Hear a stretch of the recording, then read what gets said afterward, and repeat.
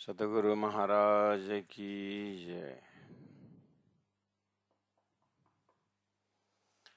परमादरणीय सुंदर साथ जी ब्रह्म मुहूर्त ब्रह्म बेला में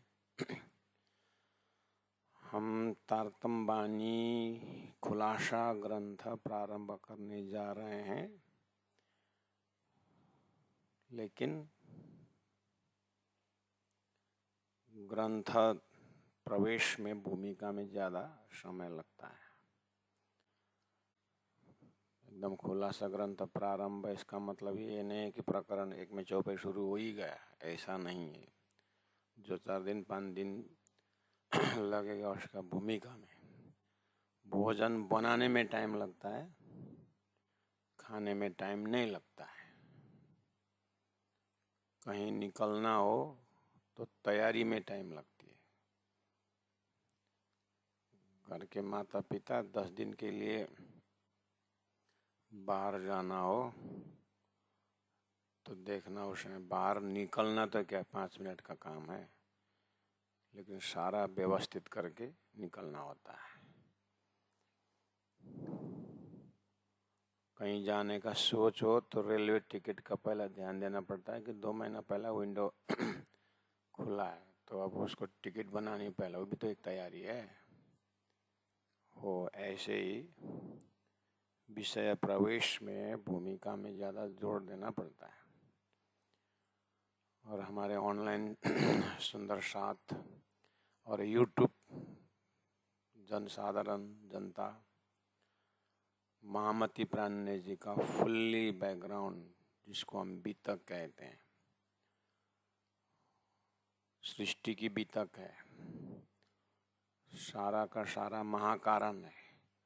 उन सब महाकारणों को समझे बिना विषय प्रवेश नहीं होता है। इसीलिए खुलासा ग्रंथ, खुलासा का अर्थ होता है स्पष्टीकरण।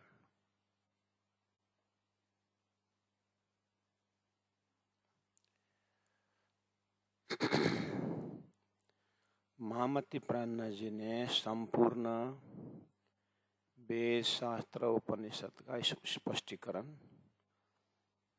दिया हुआ है। और जितने भी धर्मशास्त्र बोलने से क्या क्या है, वेस्टर्न फिलोसॉफी और ईस्टर्न फिलोसॉफी करके एक साहित्य समाज, आध्यात्मिक समाज बात करता है।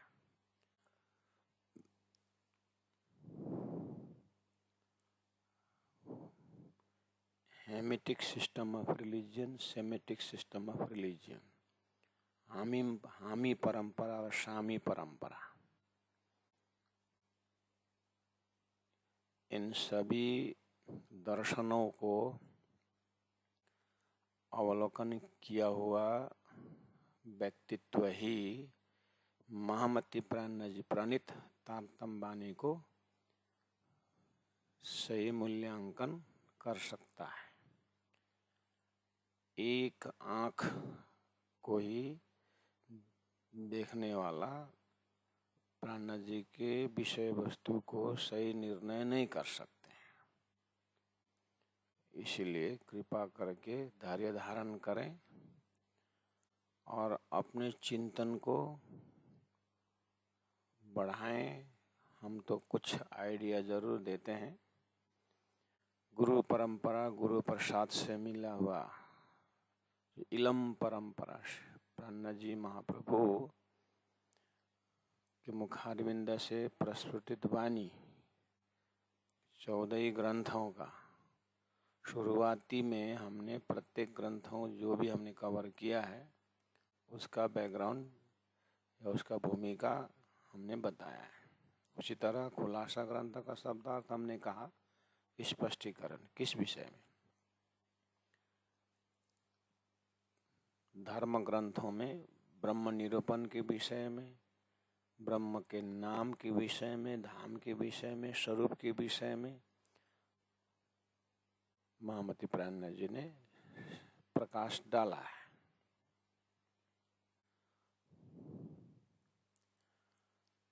तो ग्रंथ में लिखा है वाणी की सूरत फजर की, रूहें अरश की, दिल दे देखियो खुलासा फुरमान का। इस तरह से ग्रंथ के शुरुआत में मोमिनों ने, जिन्होंने महामति प्राण जी के मुखारविंद से जैसे प्रकट हुई और उन वाणी को लिखी, और जोश में उतरी हुई वाणी को प्राण जी ने फिर होश में आकर के चिंतन किया, स्वयं उसके ऊपर ध्यान करते थे, स्वयं उसके ऊपर चिंतन करते थे, फिर उसको बताते थे। उसी को बोलते हैं इलम परंपरा। तो धनी ने जैसे ही उसको देखा, ओह, ये जो चौपाइयाँ हैं, ये जो ज्ञान है, ये तो हक की सूरत, अक्षरातीत परब्रह्म परमात्मा साक्षात स्वरूप हो करके ये वाणी उतरी हुई है। वाणी हक की सूरत फजर की है, उजाला का है, परमात्मा परम ज्योति, उस परम ज्योति परमात्मा जो उजाला है, जो नूर है, जो संपूर्ण सांकेतिक ज्ञानों का साक्षात स्वरूप है, महामति प्राण जी हक की सूरत परमात्मा ही स्वरूप हो करके फजर की, उजाला की, आत्मा की, परमधाम की, आत्मा और परमात्मा के प्रकाश की वाणी है ये। अब इसको सुनने वाले, पढ़ने वाले, मनन करने वाले, पढ़ने वाले सब कैसे इसको देखें? बोले रूहें होकर के, आत्मा होकर के, अर्थात रूहें अरश की होकर के।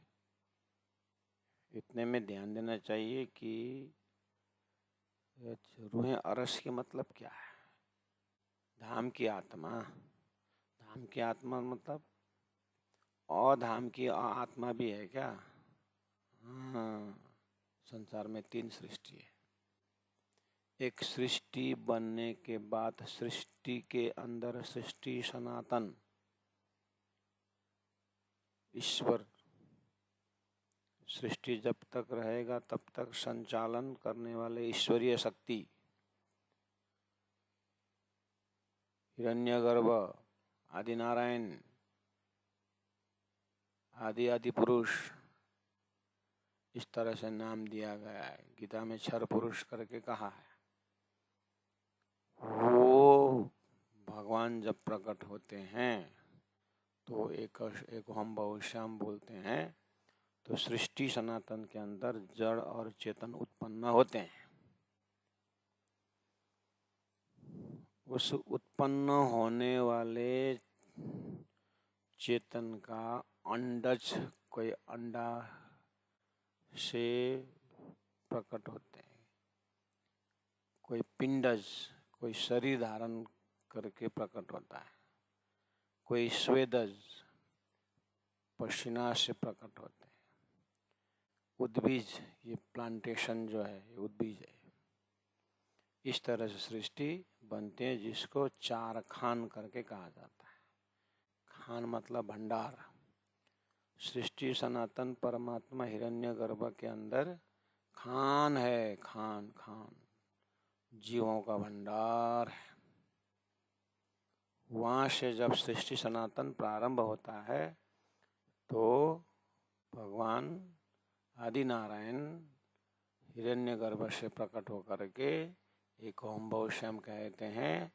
तो प्राण जी ने एक ही चौपाई में कहा, या में माँ विष्णु मन, माँ विष्णु का मन शेष नारायण, शेष नारायण का मन त्रिदेव, त्रिदेव से फिर ये थिरचर सब उत्पन्ना, थिर ये स्टेज, चर, उसके ऊपर चलने वाले, ये जो जड़ का एक स्टेज बनता है, उसके ऊपर ब्रह्म सत्ता दे करके उसको चलायमान करता है।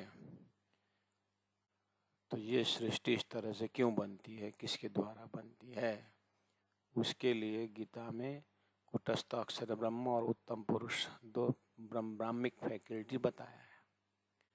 तो उत्तम पुरुष परब्रह्म परमात्मा को तारतम्य में अक्षरातीत करके कहा है, और वो अक्षरातीत का मन स्वरूप अक्षर ब्रह्म द्वारा, परमात्मा के हुक्म से अक्षर ब्रह्म द्वारा संसार बनता है। अक्षर ब्रह्म को भी चतुष्पाद अक्षर ब्रह्म करके कहा है। उसके लिए कहा है कि पादस्य विश्वभूतानि त्रिपादस्य अमृतम विभु करके कहा है। उस अक्षर ब्रह्म के 4 पाद में से, 4 भाग में से अव्यकृत ब्रह्म, सबलिक ब्रह्म, केवल ब्रह्म और अव्यकृत ब्रह्म, इस तरह से अक्षर का अंतस्करण बृहद एरिया की बात की है। उनमें से पादस्य विश्वभूतानि अव्यकृत, उनका मन स्वरूप से ये स्वप्नावत संसार बनता है। तो ये स्वप्नावत संसार बनने के लिए हुक्म कहाँ से, आज्ञा कहाँ से है, क्यों? तो वो परब्रह्म परमात्मा ने अक्षर के ऊपर एक कारण आवरण डाल करके स्वप्निक ब्रह्मांड उत्पन्न होता है। उसी को शास्त्रों में उन्मेष निमेषाभ्याम ब्रह्मांड प्रलयोदयो, अक्षर के पल भर में ऐसा काल्पनिक ब्रह्मांड बनता मिटता उनका धर्म है। उसी में से अभी इस सेकंड में अक्षर ब्रह्म सपना देख रहे हैं, तो सपना स्वरूप नारायण बन गया।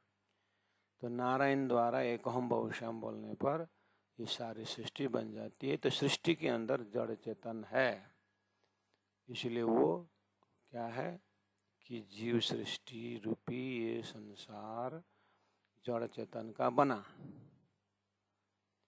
वहाँ पर परब्रह्म परमात्मा के ब्रह्म आत्माएं जो इस संसार को देखना चाहते हैं, उच्चाहत उत्पन्न करने वाले परब्रह्म ही है।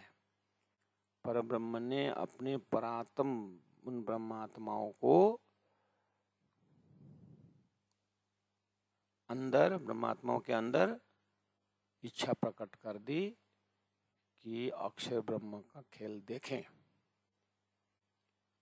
और अक्षर ब्रह्म जो परब्रह्म परमात्मा का ही सत अंश है, उनको भी ब्रह्मात्मा जो आनंद स्वरूपा है, उन आनंद स्वरूपा ब्रह्मात्माओं क्या अनुभव करते हैं ब्रह्म के साथ, उस सत अंश अक्षर ब्रह्म को पता नहीं है। तो आज के तिथि में उनको भी ये अनुभव कराने की एक सुंदर लीला अखंड वर्तमान ब्राह्मिक समय में उत्पन्न हुआ। इच्छा की परब्रह्म परमात्मा ने कि नित नित नवले रंग मेरा अगर गुण है नया नया आनंद प्रदान करने का, तो चलो मैं इस बार अभी के सेकंड में इनको वियोग कलीला दिखाऊं और अक्षर ब्रह्म को प्रेम कलीला दिखाऊं। और अक्षर ब्रह्म का जो उनका जो एक शाश्वत खेल जो करते हैं उनका भी अनुभव कराऊं, जो बहुत सुंदर भुलाया हुआ है। भुलवंती एक संसार है, भुलवंती एक लीला है अक्षर ब्रह्म की, उसको अनुभव कराऊं ब्रह्मात्मा को। ब्रह्मात्मा के अंदर विचार उत्पन्न होते ही, अक्षर ब्रह्म के अंदर हृदय में ये बात आते ही अक्षर ब्रह्म और सत अंश और आनंद अंश को एक आपस में दर्शनीय लीला प्रारंभ होता है। इस महाकारण को पूरा करने के लिए इधर खेल भी बनता है अक्षर ब्रह्म का सपना का। तो वहां पर हैं आत्माएं, जीव आत्माएं, और उनको सृष्टि सनातन कहा जाता है। ईश्वर से संबंध है। तो गीता जैसे ग्रंथ में, अब धर्मशास्त्र में भगवान ने जीव और ईश्वर का अद्वैत संबंध है करके एक ब्राह्मिक ज्ञान देना प्रारंभ किए। ममैवांशो जीवलोके जीवभूत सनातन करके अब जीव और ईश्वर की बातें ब्रह्म ज्ञान नाम से प्रचार में आया। परब्रह्म परमात्मा के हृदय में उन ब्रह्मात्माओं को, शूरता को इस जीव के अंदर प्रविष्ट करके अपनी पातशाही और अपना प्रेम का परिचय करवाने के बाद अक्षरातीत परब्रह्म परमात्मा के हृदय में सागर के लहरों की भांति उमड़ रहा है। उन ब्रह्मात्माओं को अपनी पातशाही दिखाने के लिए और अपना प्रेम कितना है, मैं कितना प्यार करता हूँ ब्रह्मात्माओं से, मेरा प्रेम का खजाना क्या है, तो उसी परब्रह्म परमात्मा के सत के अनेकों कला में एक कला अक्षर ब्रह्म के अंदर भी वो आनंद का अंशा भाग है, जिसको बेहद का आनंद करके बोलते हैं, बेहद का प्रेम बोलते हैं। अब वही अक्षर ब्रह्म जब सपना देखने लगते हैं तो उनके अंदर वो प्रेम का रिफ्लेक्शन आता है, जिसको उल्टा प्रतिबिंब होने से मोह हो जाता है। गुण दोनों में एक ही है, प्रेम में भी अपने आप को समर्पण की बात है और मोह में भी समर्पण की बात है। लेकिन मोह नाम ही मोह, अज्ञान भरमन कर्म काल और शून्य ये नाम सारे नींद के होने से अब ये जीव और ईश्वर जो है प्रेम का प्रतिभास जो मोह था उसमें भी दो भाग कर दिया उन्होंने कि जड़ के साथ जो संबंध होता है वो मोह है और चेतन से, जीव से ईश्वर की जब बात होती है तो प्रेम होता है करके सृष्टि के अंदर ही मोह और प्रेम की बात होने लगी। परब्रह्म परमात्मा ने अपने ब्रह्मात्माओं को जो प्रेम के विषय में अनुभव कराने का था, धरती में प्रेम नाम आया जरूर, लेकिन वो मोह के अंदर का प्रेम, जिस तरह से चेतन रिफ्लेक्शन है वैसे ही स्वप्निक चेतन जिस तरह से जागृत का रिफ्लेक्शन है, प्रतिबिंब है, ऐसे ही प्रेम नाम से भी यहाँ पर प्रतिबिंबित हुआ। लेकिन वो प्रतिबिंबित प्रेम को ही जीव और ईश्वर का अद्वैत संबंध करके आया शब्द जरूर, लेकिन गुण नहीं आया। प्रेम में अखंडता है, लेकिन ये प्रतिभास प्रेम में अखंडता का नाम पर एक खंड भी खंडित भी हुआ। क्यों? परमात्मा ने संकेत के लिए इसलिए रखा कि नित्य प्रलय, नैमित्तिक प्रलय, प्राकृतिक प्रलय और महाप्रलय करके अक्षर को भी स्वप्न संसार के अंदर समझाने के लिए परमात्मा के प्रोग्राम में प्रलय भी रखा। लेकिन जीव और ईश्वर जो है वो प्रलय के अंदर होने से उन्हें ये पता नहीं कि मेरा महाकारण कोई है जो मुझे देख रहा है।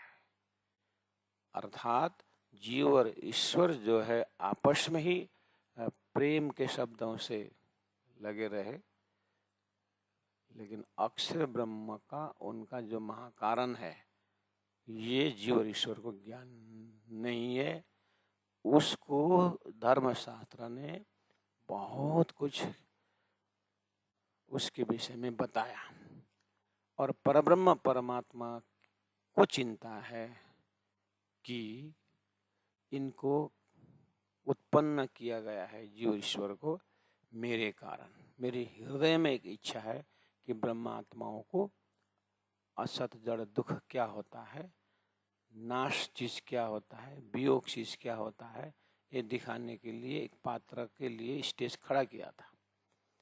अब वो ब्रह्मात्मा का शूरता जो है, जो एक अनुभव करने की जो सत्ता है, उसको परब्रह्म परमात्मा ने अपने ही पास में वे ब्रह्मात्माओं की शूरता को ये जो जीव के अंदर प्रवेश किया है।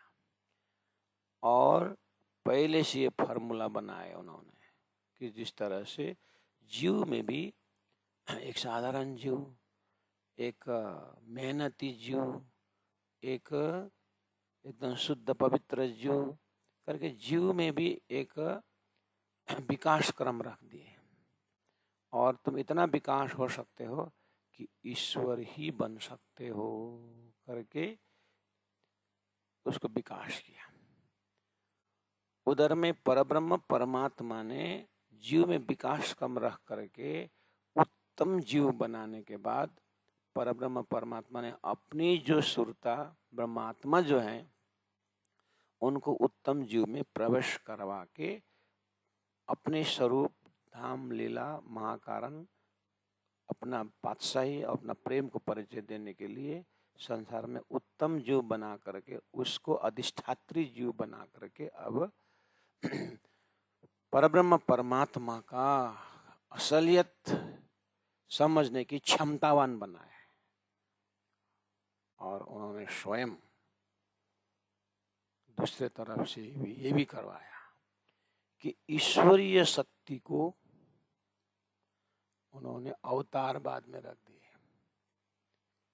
इसलिए विष्णु भगवान से 24 अवतार और महादेव से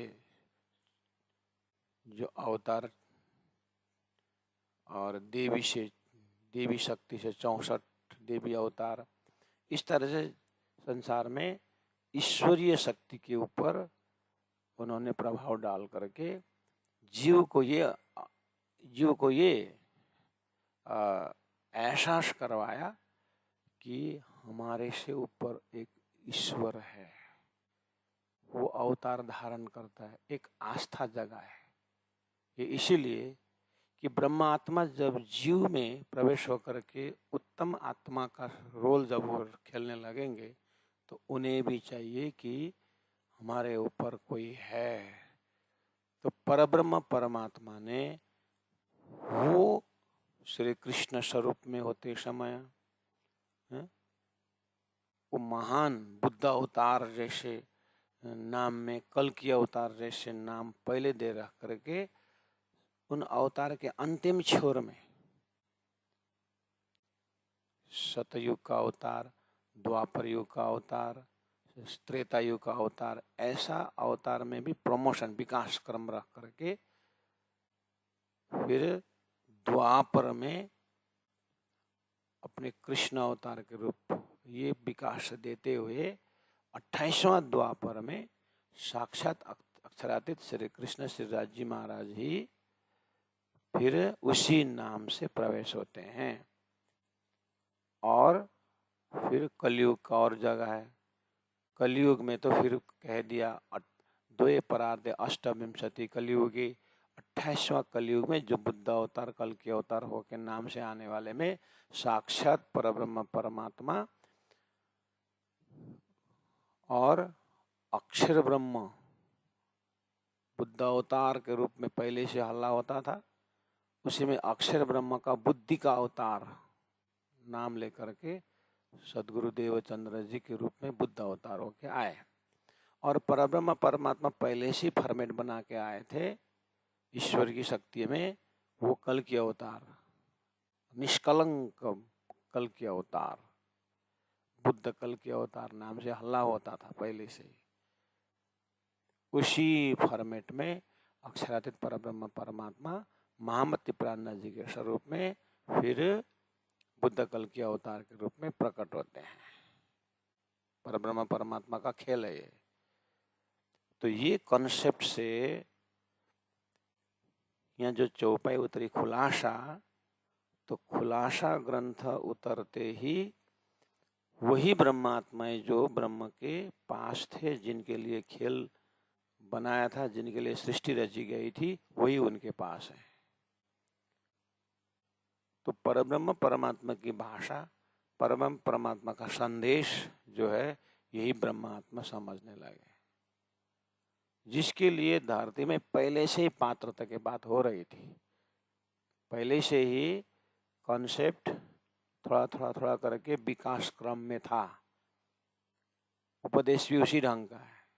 जैसे अर्जुन जैसे क्षत्रिय को स्वधर्म के बात सिखाते सिखाते स्वर्ग की प्रलोभन दिखाया और सत्कर्म के लिए आगे बढ़ाया। फिर आगे जाकर के जब ब्रह्म विद्या की बातें आई तो फिर स्वर्ग वैकुंठ को नाश बता करके परमात्मा का स्वरूप की बात बताई। तो वहीं पर भी अध्यात्म का विकास क्रम दिखता है। वैसे श्रीमद् भागवत में पूरी तरह 9 स्कंद तक अवतार की बात करके फिर कृष्णस्तु भगवान स्वयं करके 10वें स्कंद में कृष्ण लीला डाल करके उनके प्रेम को ही सर्वोच्च बताया। ये सब जीव के विकास क्रम में फॉर्मेट में पहले से ही है।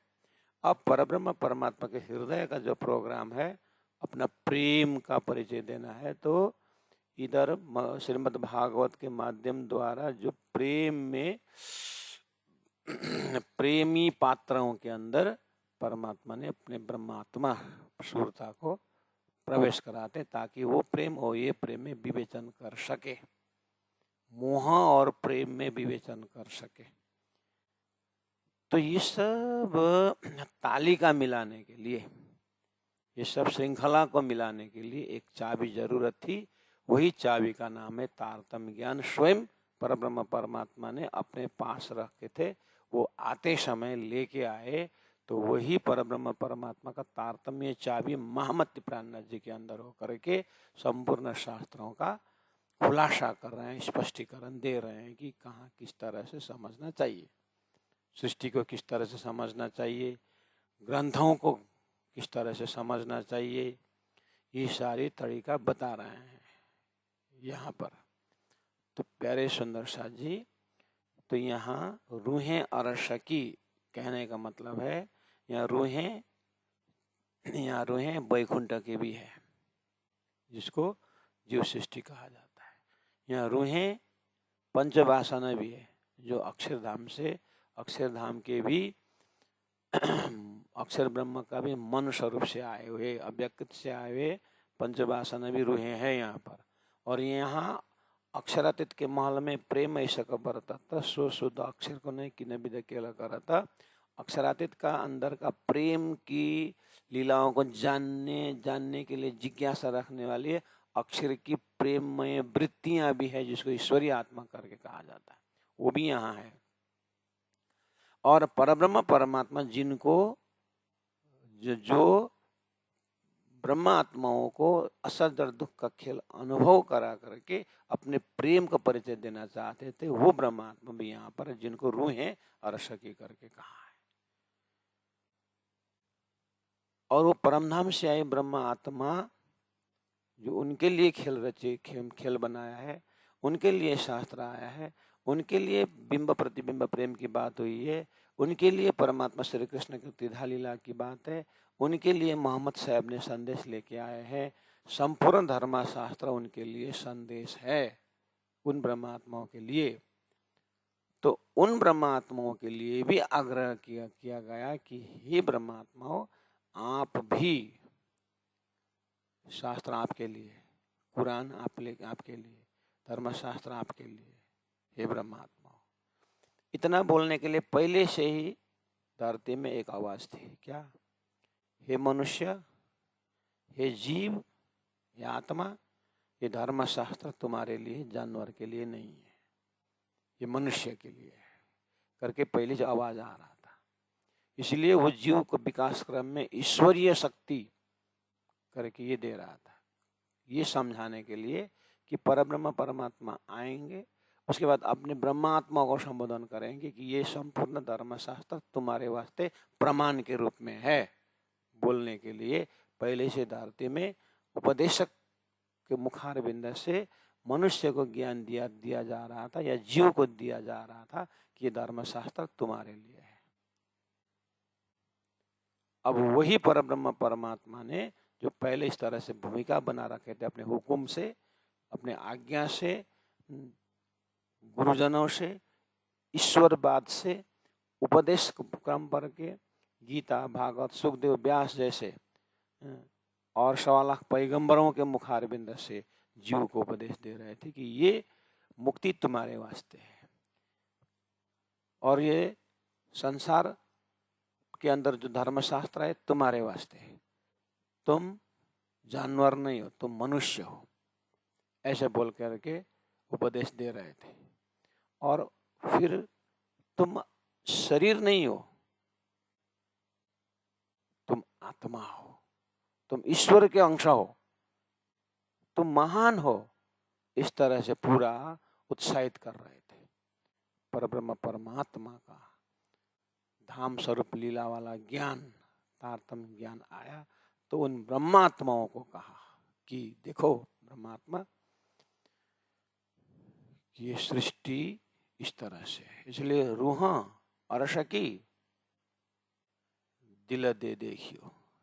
तुम इस परमधाम से ब्रह्म ज्ञान को, इस स्पष्टीकरण खुलासा को, या इस स्पष्टीकरण ये तारतम्य के ग्रंथ को, तारतम्य रूपी चाबी को, तारतम्य रूपी विषय को तुम दिल से देखो।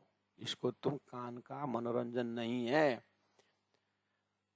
ये दिल से, अपने दिल की आंख देखियो।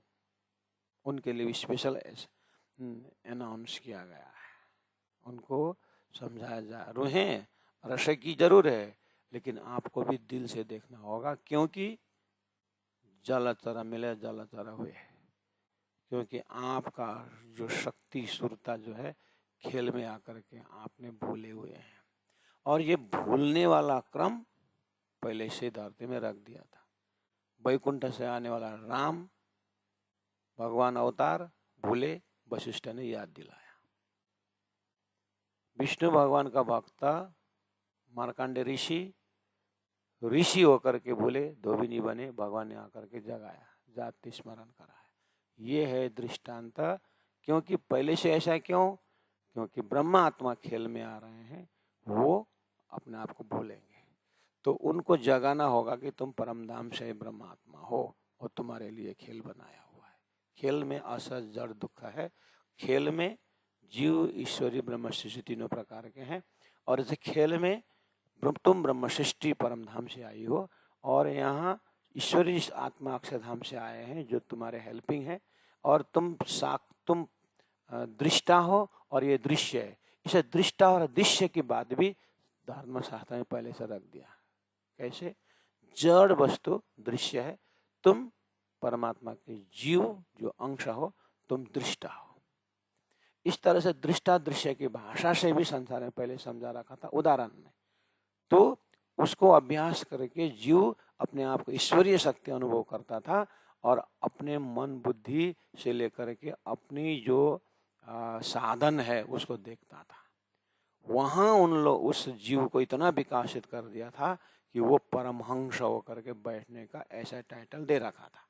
परब्रह्म परमात्मा के आत्मा जो असली परमहंस जो परमधाम के हैं, उनकी सुरता यहाँ उन परमहंसों को बना करके उस परमहंसों रूपी जीव में उस सुरता को प्रवेश करवा दिया। अब फिर बताने लगे, देखो तुम्हारा परमहंस का परिभाषा जो है ना, जब तक तुम अपने परात्म को नहीं देखोगे, तुम परमहंस के दर्जा नहीं हो सकते हो। जलचर मिला जलचर हुए। तो ये परब्रह्म परमात्मा के उस ब्रह्मात्माओं को अपने धाम स्वरूप लीला को पहचान कराने के लिए धरती के विकास क्रम में यहाँ संसार का परमहंस दर्जा, अर्थात दूध और पानी अलग करते हुए दूध रूप ब्रह्म ईश्वरीय पवित्र आत्मा जिसको कहा जाता है, ऐसा पात्र बना के रखने का धरती में था। और पहले से ही जीव को उपदेश दिया गया है, तुम परमहंस शुद्ध पवित्र आत्मा बनने के लिए तुमको क्षमावान बनना पड़ेगा, तुम्हें को दयावान बनना पड़ेगा, और तुम्हें सबके ऊपर कृपा करना चाहिए। वसुधैव कुटुंबकम ऐसी भाषा बोलना चाहिए। सर्वे भवन्तु सुखिनः सर्वे सन्तु निरामया ऐसा भाषा बोलना चाहिए। करके पहले से संसार में उपदेश आ रहा था। परब्रह्म परमात्मा के ब्रह्मात्मा जैसे आए तो सुख शीतल करो संसार करके दिया तुम्हारा पाव है दुनिया 14 तबक मुक्त देशी ब्रह्मांड को आए ब्रह्मात्मा सत। इस तरह से ब्रह्म आत्मा जिनके लिए खेल बना था उनको जाति स्मरण करा दिया गया कि संसार की जीव और जड़ और चेतन सबको तुमको मुक्ति देना होगा करके फिर उसी परब्रह्म परमात्मा ने उन ब्रह्मात्माओं को जीव दर्जा में हुए ब्रह्मात्माओं को जाति स्मरण कराया कि दिया तुम्हारा पाव है दुनिया 14 तबक। तो सारी सृष्टि जड़ चेतन की मुक्ति ब्रह्मात्माओं के हाथ में रखने के लिए पहले से ये बातें आ रही थी। उसको भी पता चला कि अहो ये संसार के जड़ चेतन के खेल तो हमारे वास्ते है और इनको तो परब्रह्म परमात्मा का पूरा महाकारण बता करके इनकी जो एक हृदय में जो परमात्मा प्रति श्रद्धा है लेकिन गलत जगह था, वो तो परब्रह्म परमात्मा ने दिया हुआ श्रद्धा था, उनको उन्हीं के पास पहुंचाना होगा करके जीव के अंदर जो है श्रद्धा पहले से करते थे, परब्रह्म परमात्मा ने ट्रांसफर कर दिया।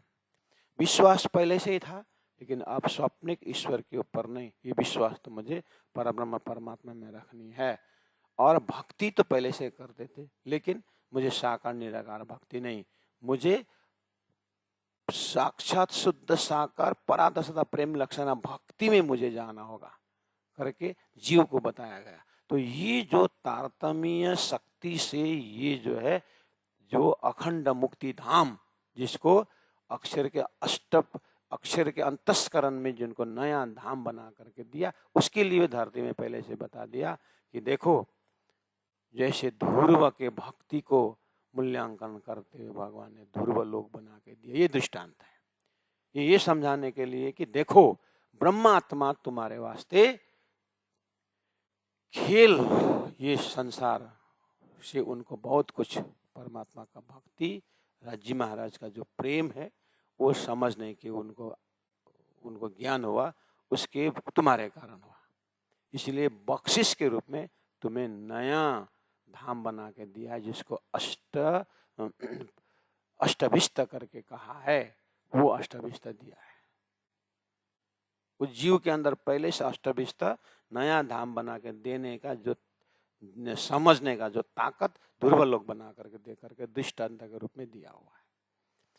हर चीज सृष्टि के अंदर दृष्टांत के रूप में पहले से ही बना हुआ है, चाहे कर्म कांड का मजल हो, चाहे ज्ञान कांड, चाहे उपासना का नाम मजल हो, चाहे ज्ञान कांड को मजल हो, चाहे विज्ञान को। इसीलिए धरती में कर्म उपासना ज्ञान को देते हुए विज्ञान दर्जा का ज्ञान के अंदर भी कर्म उपासना ज्ञान बिल्कुल परम धाम से ब्रह्मात्माओं के लिए दिया है कि वो विज्ञान दर्जा का कर्म उपासना ज्ञान करते हैं।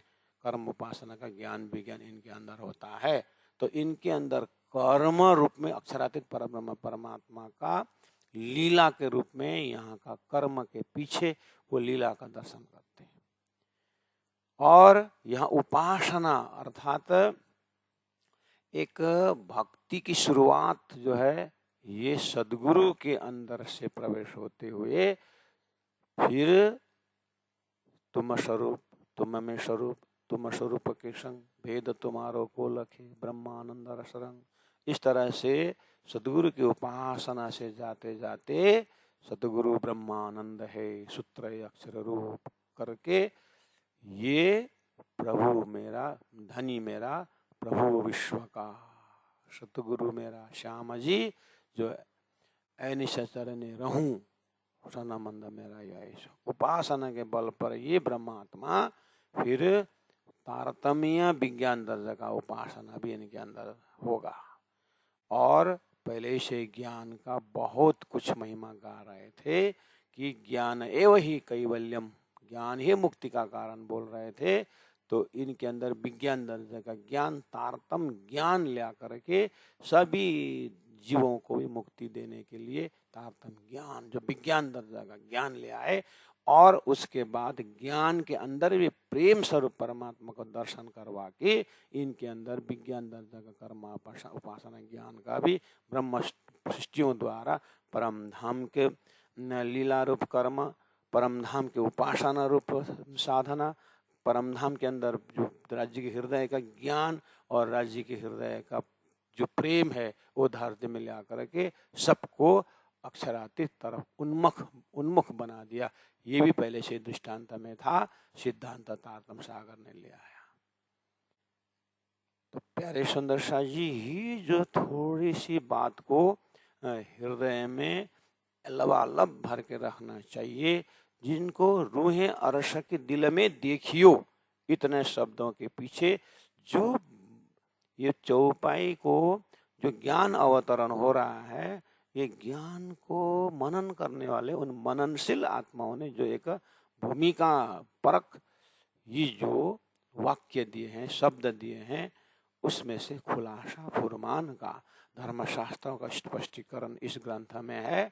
उसके लिए आप तैयारी रहना करके उतना शब्द मैंने प्रारंभ किया। शब्द चौपाई उच्चारण करता जरूर हूँ, लेकिन मैं चौपाई में अभी प्रवेश नहीं करूँगा।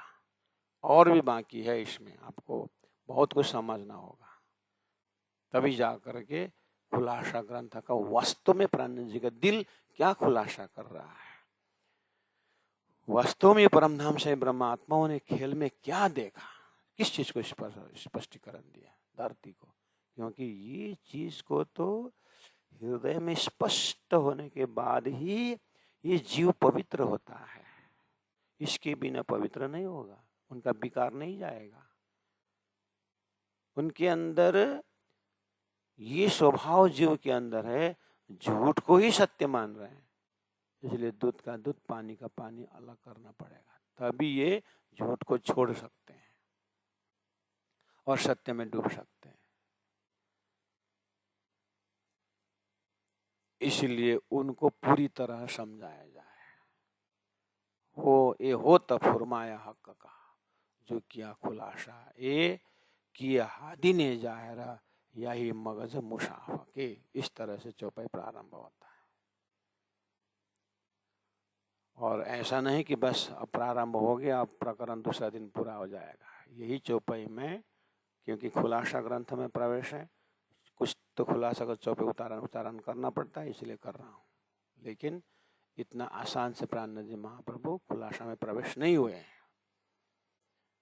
बहुत कुछ मनन के बाद प्रवेश करते हैं। आइए, तो महामती प्राण जी का जन्म का नाम, अर्थात जब धरती में आए उनका नाम क्या था? वो मेहराज ठाकुर नाम था उनका। और धरती में प्रवेश कब हुए? विक्रम संवत के हिसाब से देखा जाए तो वो 1675 विक्रम संवत में धरती में आए, यहाँ पर प्रकट हुए। कैसे बैकग्राउंड में हुए? वो गुजरात प्रांत के एक दीवान खानदान में, एक जामनगर के दीवान केशव ठाकुर जो मंत्री थे, उनके घर में ये मेहराज ठाकुर अपने 5 भाइयों में से ये ज्येष्ठ, और जो ज्येष्ठ 5 भाई में से ये तीसरा नंबर में।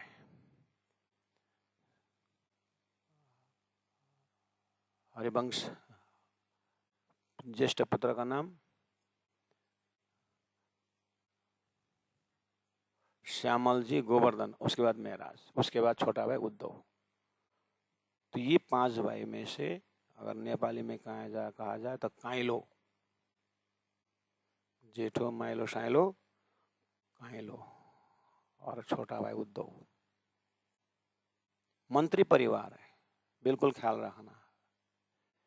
प्यारे सुंदर शाह जी, खुलासा ग्रंथ तो है, लेकिन वक्ता किनके मुखार में जुबानी हो रही है, उतर रही है चौपाई, पूरा 18 दरबानी, खाली एक ग्रंथ के लिए नहीं बोल रहा हूँ, सभी ग्रंथ, और हर ग्रंथों के बैकग्राउंड में मैंने बहुत कुछ जोड़ दिया हुआ है। कभी कभी हमारा क्या है कि प्राणेश जी का उसी गहराई का, अभी तो शारीरिक परिचय दे रहा हूँ, एक भौगोलिक परिचय दे रहा हूँ, एक भौगोलिक परिचय। क्योंकि एक आदमी के अंदर, एक व्यक्ति के अंदर संसार में क्या क्या चीज का प्रभाव पड़ता है। आप ही बोलते हो घर में, मुझे ये कॉलोनी छोड़ने की इच्छा है, क्यों?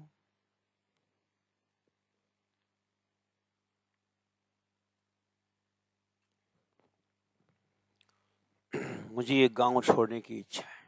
क्यों? मुझे ये देश छोड़ने की इच्छा है। क्यों? दर्जा अनुसार का गांव से शहर आने की इच्छा हुई।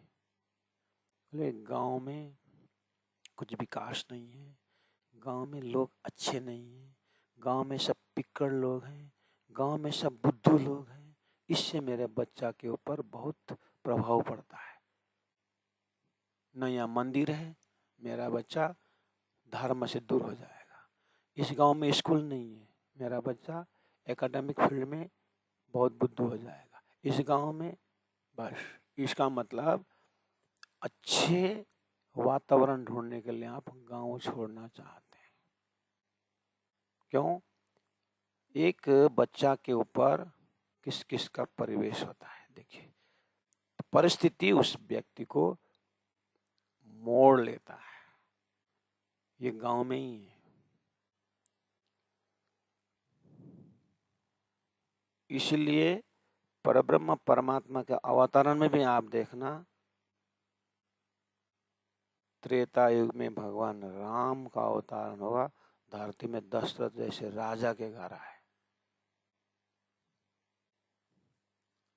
अगर वो लकड़ी काटने वालों के अवतार में आते तो उनको प्रमोशन होने में बहुत टाइम लगता था और उनकी बातें समझने में, समझाने में बहुत समय, एक लाइफ चला जाता। इसलिए पहले से अच्छा बैकग्राउंड बना करके राजा दशरथ जैसे राजकुमार बन करके आए भगवान राम त्रेता में, और कृष्ण आए द्वापर में, तो भी वासुदेव राजा पुत्र बन करके आए। देखना आने वाला भी बहुत सज धस के आ रहा है। ये व्यवस्था है। और संतों में भी देखो,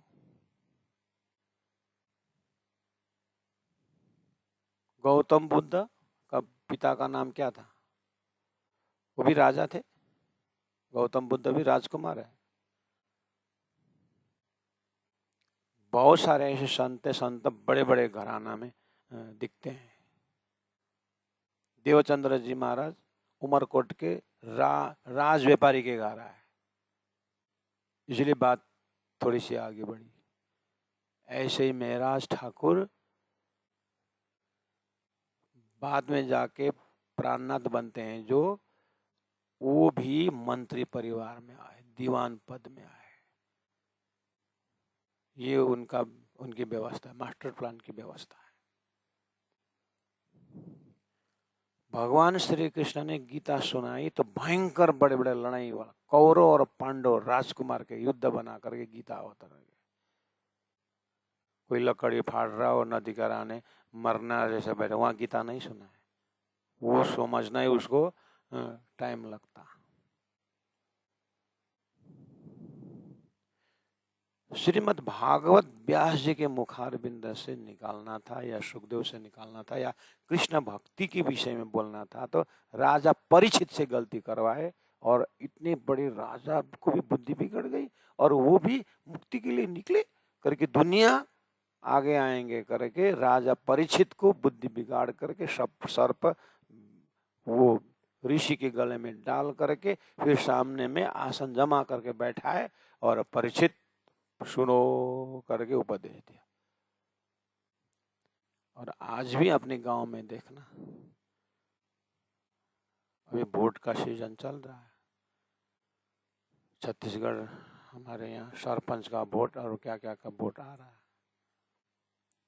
तो कल ही मैंने बोला था, गांव वाला जो भी आ रहे थे, ठीक है वोट मांगने वालों को बोला,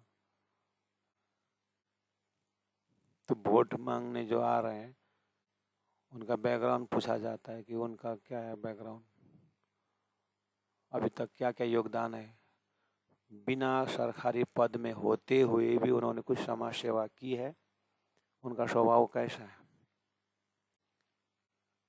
धन कमाया अंटा शंटा और सामने वालों को दबाव में डाल करके पैसा के जोर पर वोट ले रहे हैं कि समाज सेवा भी करते हैं, उनका क्या योगदान है हम भी पूछते हैं। और उसी गांव में से फिर लीडर को पूछते हैं जो थोड़ा आपका क्या विचार है, वोट कहाँ डालना चाहिए, किसको देना चाहिए। हम तो सब राजनीति माहौल नहीं जानते, व्यक्ति का व्यक्तित्व तो नहीं जानते, आप नज़दीक से हो तो बताओ। अब ये गांव का लीडर एक समाज सेवी के आधार पर हम विश्वास करके उसको वोट देने के तैयार हैं, किसको देना चाहिए, इनका मत ऐसा है। तो ये तो ग्रास लेवल से देख रहे हैं। सरपंच के चुनाव में भी हम इस तरह से, एमएलए का चुनाव में एमएलए तक कोई नहीं पहुंचा, उसका बैकग्राउंड क्या है। तो यही ट्रांसफर होते हुए देश और राष्ट्रपति के चुनाव की बात होती है। कहने का मतलब बैकग्राउंड देखा जाता है। तो परब्रह्म परमात्मा सृष्टि बनाते हैं और परब्रह्म परमात्मा अपनी धाम स्वरूप लीला की व्याख्या संसार में ले आते हैं। तो जिन्होंने तारतम्य ज्ञान अवतरण कराए, इतने परम धाम की बातें, तो 28 ऋषि महर्षियों को जो ज्ञान नहीं दिया, 1.25 लाख पैगंबर को जो ज्ञान नहीं दिया, और 64 देवी के अवतार में उनको वो ज्ञान नहीं दिया, तो ये परब्रह्म परमात्मा ने अपने धाम स्वरूप लीला की बातें महामति प्राणनाथ जी के मुख से कैसे निकाले। इसके लिए उनका बैकग्राउंड क्या है जानना जरूरत है कि नहीं। इसलिए कल इसको कंटिन्यू किया जाएगा। बोलो श्री प्राणनाथ प्यारे की जय। ये होता फुरमाया हक का जो किया खुलासा, ए किए हादी ने जाहिर, या ही मगज मुसाफ के, या ही मगज मुसाफ के। यही चौपाई आपको 7 दिन तक दोहराना पड़ेगा, इसलिए जल्दी मत करना। प्राणनाथ प्यारे की जय।